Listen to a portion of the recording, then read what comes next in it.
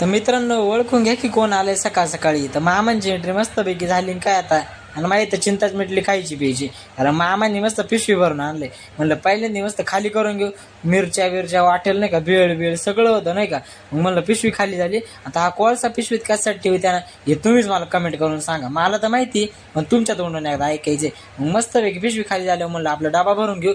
ते घरचे म्हणते नाही का, व्हिडिओ काढू काढू पोरग भाव चढलंय बा. तर ते कसं भाव चढलंय ते असं, एका हातात मोबाईल एका हातात ये, आणि डबा तर काय लागला नाही, सांडता वाचला. मग मस्तपैकी 2 हाताने डबा लावून घेतला. आणि आपला दररोज सकाळचा नाश्ता, चहा आणि बिस्किट. जे बिस्किट असं कपात बुडवायचं आणि तोंडात घालायचं, आबा भारीच डायरेक्ट नाश्ताच होऊन जातं.